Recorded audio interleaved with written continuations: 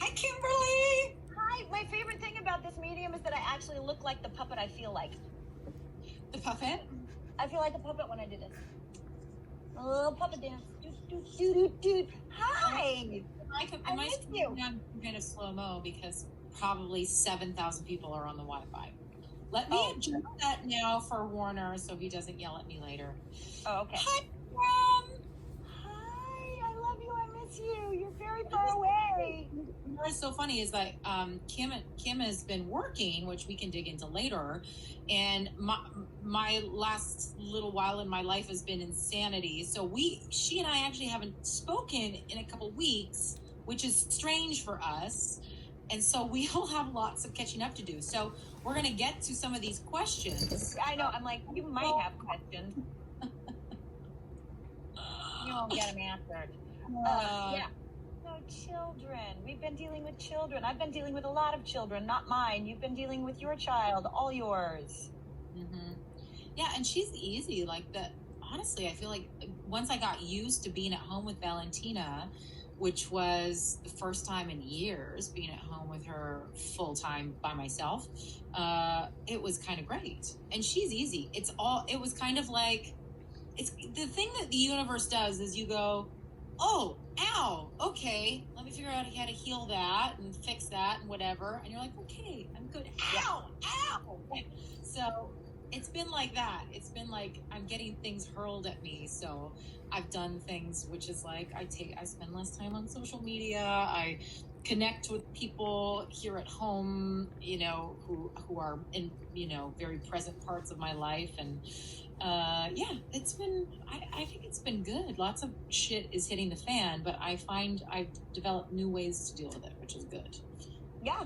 All the crap that I got stuck inside my own head with when COVID hit, has really, it needed. It's like that closet really seriously needed to be cleaned out, and things needed to be organized. There's stuff that doesn't fit anymore. There's stuff I haven't worn for a long time. There's space for new exciting things. Some things I discovered I was trying to wear. Wait, what? The shoe you're trying to cram your foot into, and you're like, girl, don't fit anymore. Yeah, well, or like the shirt I was trying to wear as a pair of pants because it was just all wrong. I'm like, oh, that's completely wrong. So yeah. For some reason, that doesn't shock me. I'm actually like, I'm pretty sure I've seen that shirt and therefore pair of pants. Their pants. Yeah. So it's uncomfortable, but it's necessary and helpful ultimately. I intensely think it's necessary. I mean, it's necessary for the world. We're watching the world change daily, weekly, monthly. And I'm not talking like, a leaf is falling off a tree. I'm talking like these are massive, important, overdue changes that are happening, which is very uncomfortable and painful to many people. But needs change is uncomfortable. I don't like it. What have you been doing to keep yourself busy? I'm teaching horse camp. You're teaching horse camp. I love that. So how did you, I mean, that seems like a natural thing. For me, I'm like, well, of course you are. Like, of course you are. I would not have said I was a good enough rider to teach it. I'm finding out, actually, I know a lot more than I thought I knew.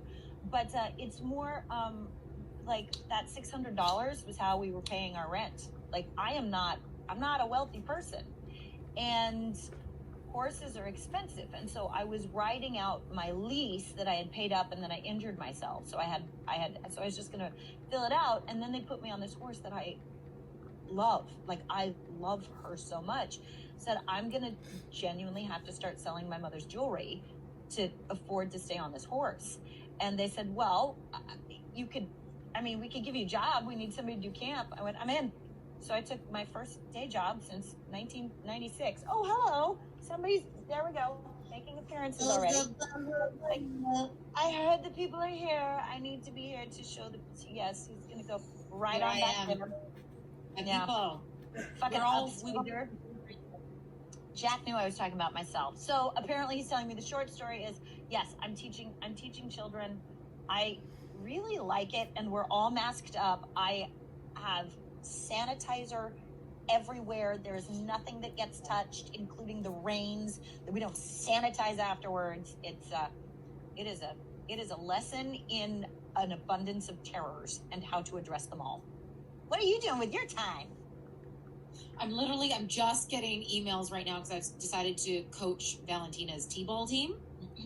And I'm not doing it today, which I was supposed to. I was like, I'm unavailable today. I can start next week, but all the teams start today. So I'm literally right now getting all these emails going, were we supposed to have practice today? So I'm like, just like, no, this is a volunteer job. Yeah. I know. It's all good. It's all good. It's like the old stuff of me going, what can I decide to be panicky about? And I'm like, no, it's raining. Nobody wants to practice today anyway. Yeah, it's kind of like this new game of getting really involved in Valentina's stuff. So Vancouver, the cases of coronavirus are quite low. We've kept kind of a close cap on things, and they rise and fall and rise and fall. And when they rise, they don't rise very high. People are like, oh, okay, everybody back inside. And so we're pretty well behaved, but we do, like, everything's open and we have measures. Everybody wears masks and nobody cares. They just wear them. It's not a huge political thing. We're just like, whatever, sure. I don't know, put a fucking mask on. I don't care. And then, everybody keeps a distance and sanitize before you go in everywhere. And with the baseball or the T-ball, you have to sanitize. Everybody has to sign things. So everything's a little bit more involved, but it just makes you kind of slow down a little bit. I've been working on my Netflix cartoon, which is in season 2. I don't know if I was supposed to say that, but it's out there now. Yes, that's what I've been doing once a week. Very fun, very, very, very fun. So grateful to have like a tiny little job to pay rent. And that's all.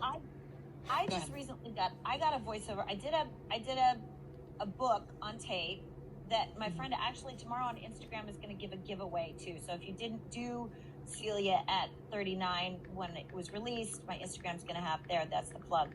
But I did a book on tape and it was hell. That was a lot of work. But I have a new voiceover agent and I've been amusing myself. I did one project I'm not supposed to talk about yet.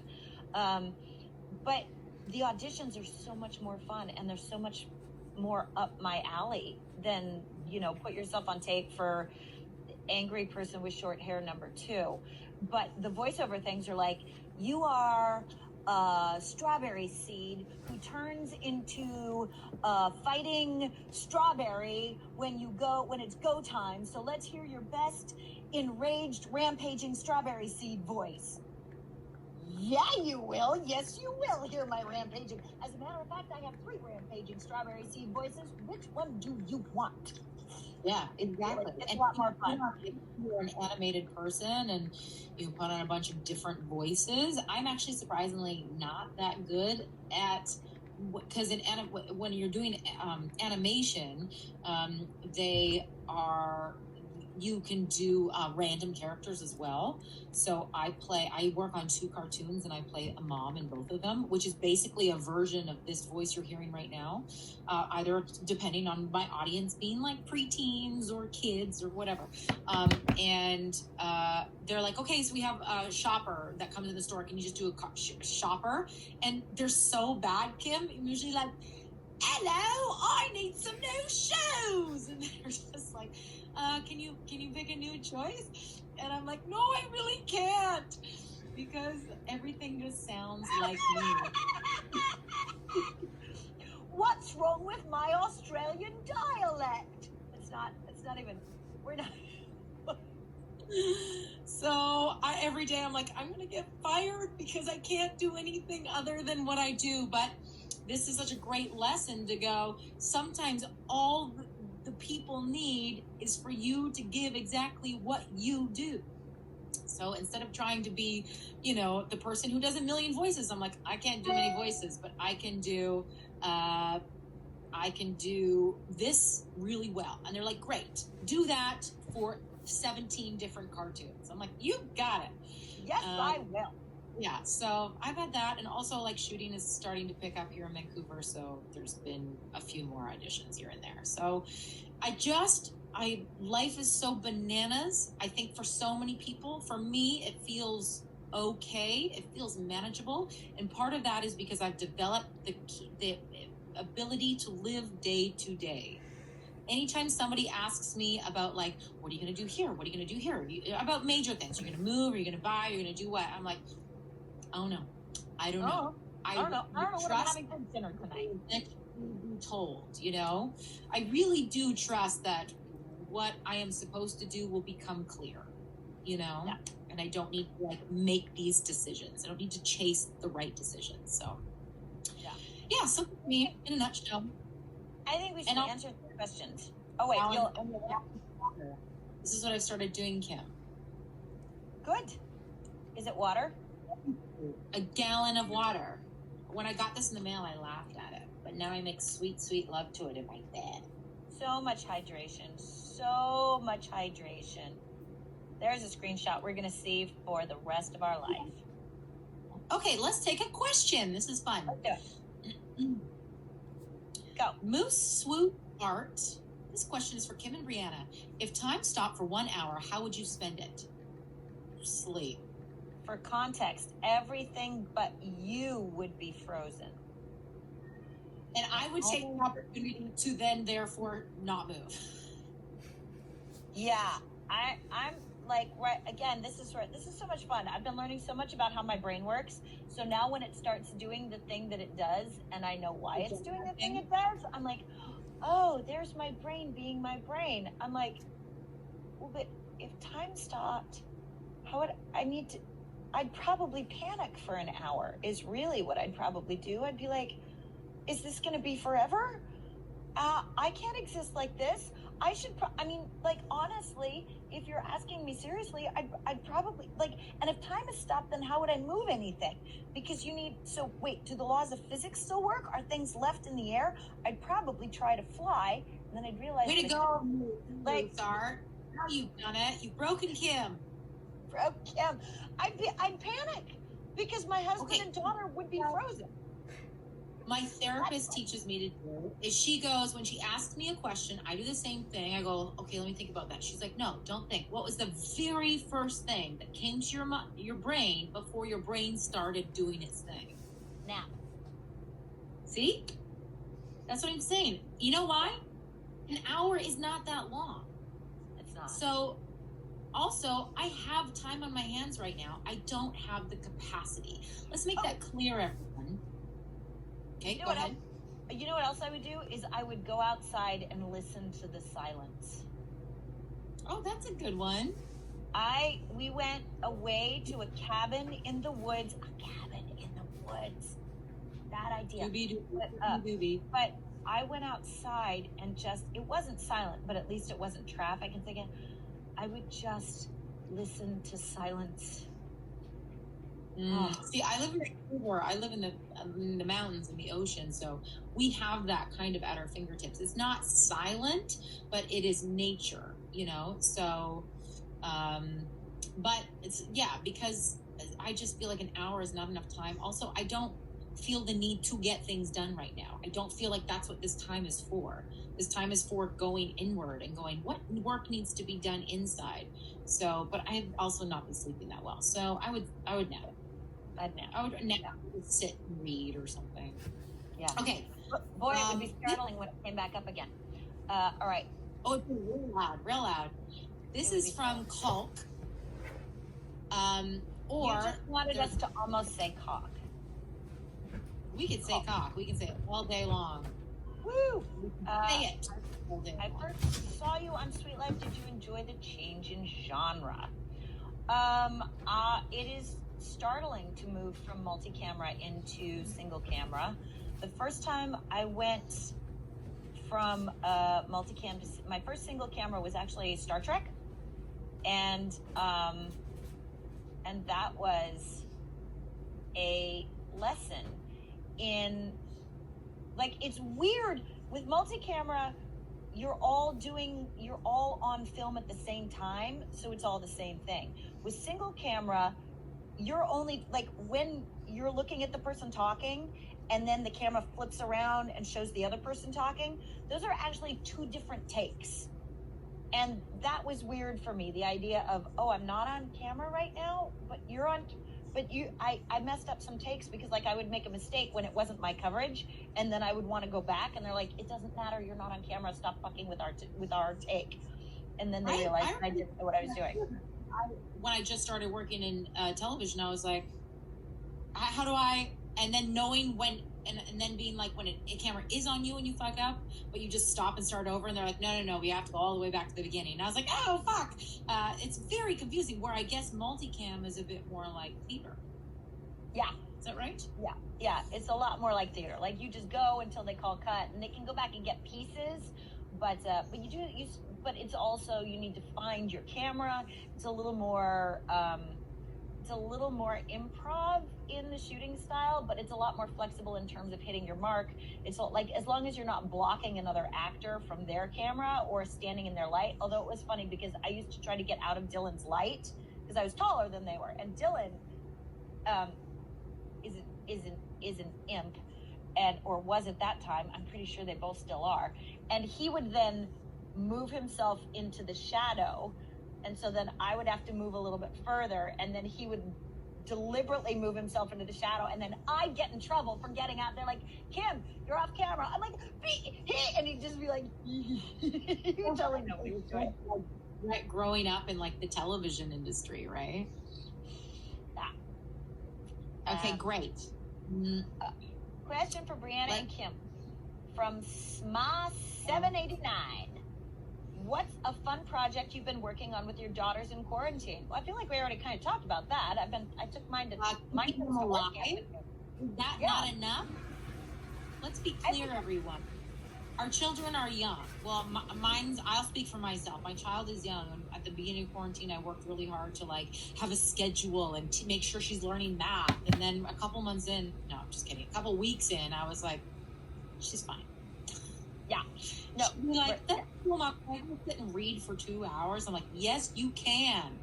So I can do the same. It's just like survival right now, you know? But now we're learning, like, you know, then if we're in this for kind of a longer term than I think we all had anticipated. And so I'm trying to give her any semblance of routine. That's kind of it. Yeah.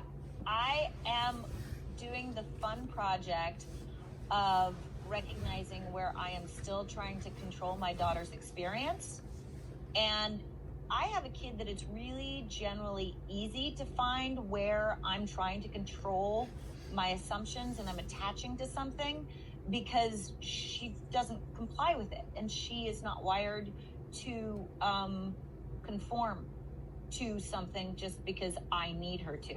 So I'm looking at all the places where we still have some really strong conflicts and how I can let go further and trust her to show me what she needs, as opposed to me coming in with my preconceived notions that have to do with how I was raised and societal standards that have nothing to fucking do with my kid. I know your question wanted to know if we're learning how to do needlepoint, but no, that's what you get from me. So a couple things early on I started baking, and I was like, this is a slippery slope for me. So I started learning how to cook. I started getting these like meal delivery things where they give you instructions and stuff, because I've never really cooked as an adult, because all my girlfriends used to cook when I was a teenager, and then Jose's a chef, so he does pretty much all the cooking. But now I do half the cooking, which is great because he's working. And I started reading. God, like, not that I didn't know how to read, but I just never took the time. I didn't prioritize it. And now it's like a beautiful kind of escape. Most of the stuff I read is nonfiction, but I started reading fiction to like have like a fun thing to look forward to. And that's been kind of delightful. I'm going backwards. I'm regressing, really. We're revisiting. I'm doing a lot of, yeah. I can own that. I also be like, I'm reprioritizing. And I think that is what feels really good. And that is what is kind of my new skill right now, is to going, I used to think that was really important, or those opinions of those people used to be really important to me. And now I'm like, weird. That's weird. So funny. I'm like, what was that about? Why did you do that? And then I start to I just start to slowly, it's like an onion, you unpack things, right? And that's kind of my project. Unpacking my former behaviors. Okay. Yeah. Let's see what else we got here. Van Lima, how do you prepare yourself for work in voice acting? We went over this a tiny bit, but I don't know. Well, I mean, the Travis, my husband, yeah, Travis did workshops. Travis did some workshops and there was scrolling at the bottom of the screen and I was like, are we not already? What happened? Is it a SIG alert? What's happening? We're being bombed. What's going on?